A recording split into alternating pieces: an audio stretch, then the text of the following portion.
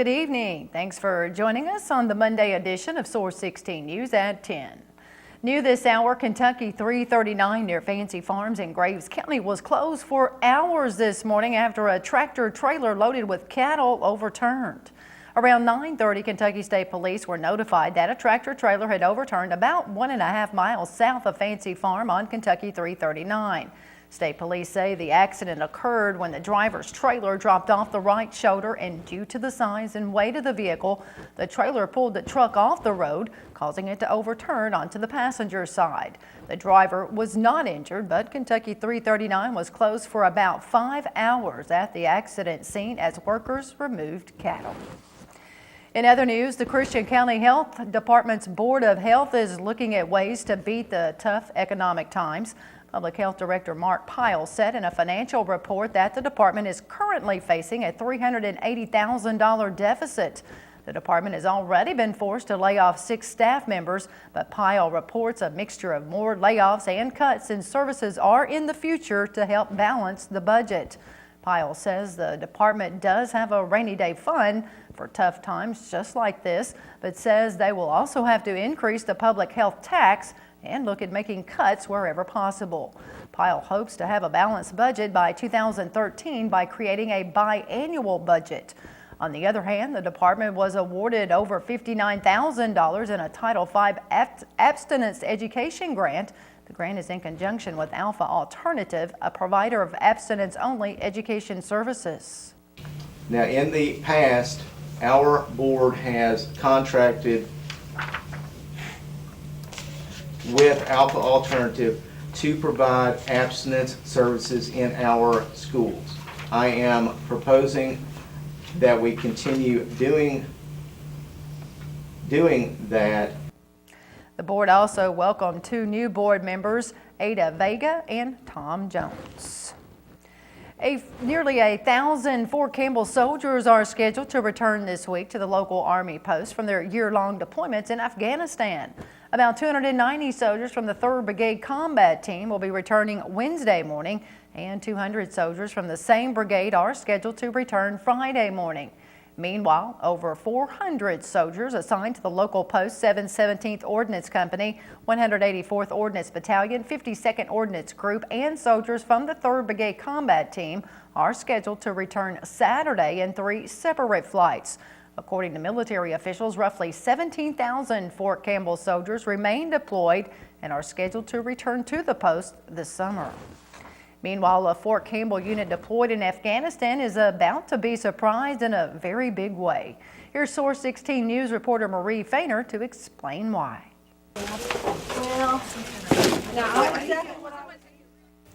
Being forgotten and alone is something no one should ever endure, especially during times of war. However, several Fort Campbell soldiers assigned to 4th Brigade West Company, 3rd Platoon have not received any packages since they deployed months ago to Afghanistan. But that's all about to change. It makes me feel disrespected that even though it's not towards me, because they're fighting for their country, somebody should send them packages. There should be somebody taking care of them. To ensure those soldiers are not forgotten and that they know the community supports them, the Pennyrile Area Tennis Association and local residents hosted a packing party to send to the troops. We just felt it was our obligation. They're serving for us, so we felt this is the best way we could serve for them. According to Chase, simple items most people would take for granted means a lot to a deployed soldier. Small things like sanitizer, baby wipes, that a lot of us don't even think nothing about, could be a world difference to somebody over there. The U.S. Tennis Association also donated portable tennis equipment to this unit that officials hope will be put to good use. We thank you. We appreciate everything you've done, your sacrifices from you, your family, and we salute you. PATA officials wanted to remind residents that next time they are enjoying a cup of coffee, to remember that freedom is not free and it's bought and paid for by the blood, sweat, and tears of men and women who are willing to give up their lives for our country. Marie Fainter, Source 16 News. Thank you, Fort Campbell soldiers! Due to a national salt supply shortage, Kentucky highway crews will be conserving salt until inventories recover from a spike in demand nationwide. Transportation Cabinet spokesman Keith Todd talked with Source 16 today about the inventory shortage in District 1 and 2. District 1 has a storage capacity of about 20,000 tons. They have about 5,000 tons available. We have a little over 20,000 tons of storage in District 2. That is down to about 25% of capacity. We have made special arrangements to order some salt through a supplier in Chicago. Each of the districts is getting about 5,000 tons.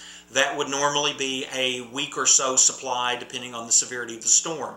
We're really fortunate right now that we don't have any snow in the long-range forecast until about February the 1st. So that gives us about a week of breathing room here to get in some deliveries. He says typically after a snowfall, they do an inventory of how much salt has been used, and then they immediately send in an order to replace it. However, Todd says in recent weeks, deliveries have taken longer to come in and have arrived in smaller quantities than ordered.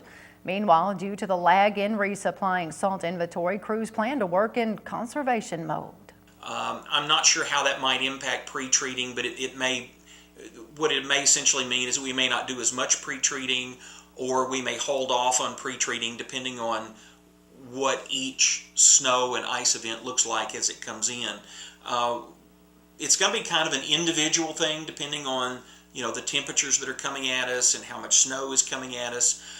Normally we get about 3-inch snowfalls per year for a total of about 10.5 inches, and I haven't looked lately, but I'm pretty sure that we're over the 10.5 inches for this year. In addition, Tennessee Department of Transportation officials have announced that their highway crews will be conserving salt over the next few weeks until new deliveries arrive.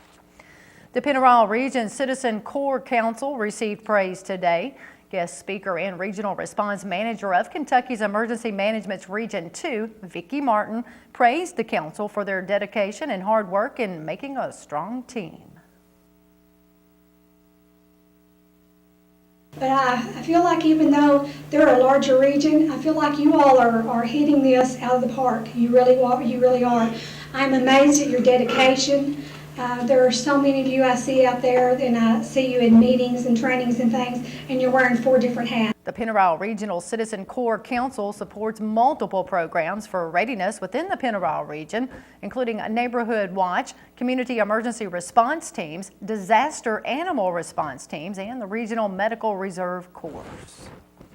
Mayfield Mayor Teresa Cantrell and Graves County Judge Executive Tony Smith will be the guest speakers at tomorrow's Mayfield-Graves County Chamber of Commerce's Eggs and Issues Quarterly Breakfast. Cantrell and Smith will be speaking on the state of the city and the county. Sponsors for the agricultural breakfast are Jackson Purchase ACA, Mayfield Grain Company Incorporated, Pilgrims, and Precision Management and Consulting. The sponsors will give a short presentation and have their merchandise and various materials available. Sedalia Restaurant will cater the meal. The breakfast will be held at 7:30 in the First Presbyterian Church Ministry Center on 9th and Broadway.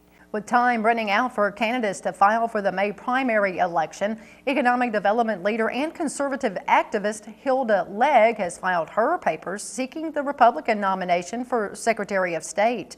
Legg, a native of rural Adair County, has managed several complex organizations dedicated to improving people's lives, from the Center for Rural Development in Somerset to her recent tenure as administrator of the United States Department of Agriculture Rural Utilities Service in Washington, D.C. This is Legg's first run for public office, and she says she looks forward to this new challenge as a statewide candidate, traveling the Commonwealth and listening to the concerns of her fellow Kentuckians. Legg is a graduate of both Campbellsville University and Western Kentucky University in Bowling Green. To date, the only other Republican to file to run for the seat is Bill Johnson of Elkton, who submitted his candidacy papers in November. 2 Democrats, Allison Lundergan Grimes of Lexington, filed her papers last Thursday, and Secretary of State Elaine Walker of Bowling Green filed on January 12th. Walker was recently appointed as Secretary of State by Governor Steve Beshear after Trey Grayson announced he is resigning from the position. A meth lab at a home on Dawson Springs Road was shut down over the weekend, and 3 individuals inside the residence are behind bars facing drug charges. When the Christian County Sheriff's Department went to 4260 Dawson Springs Road to serve a warrant, deputies reportedly smelled a strong odor of starting fluid coming from the home. Deputies arrested and charged 28-year-old James DeCourcy and 28-year-old Lindsay DeCourcy, who also has an alias of Lindsay Clan, who both lived at the home, for manufacturing methamphetamine, possession of anhydrous ammonia, and other meth-related charges. A third person, 27-year-old John Linton of Cadiz, was charged with possession of marijuana and reportedly told police he was there to smoke pot and had no knowledge of any of the other activity going on at the home. All 3 subjects were booked into the Christian County Jail. Now here is a look at some upcoming chamber events brought to you by the Hopkinsville Christian County Community Vision Plan.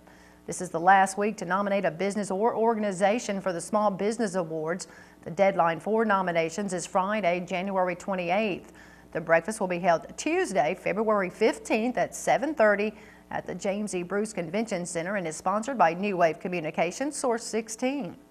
The next Regional Education Summit is quickly approaching. The Education Summit will be held Saturday, February 5th from 8 a.m. until noon at Hopkinsville Community College. To visit for the summit, visit hopkinsvilleky.us/Ed Summit. And the Chamber of Commerce Military Affairs Committee is planning its annual Citizens for Fort Campbell trip to Washington, D.C. for March 1st through the 3rd. If you're interested, contact Kelly Pendleton at 270-885-9096 or by email at kpendleton@hopkinsvillechamber.com. And these chamber events are brought to you by the Hopkinsville Christian County Vision Plan. Tuesday's Mega Millions jackpots, it's up to $63 million, and Wednesday's Powerball jackpot is $20 million.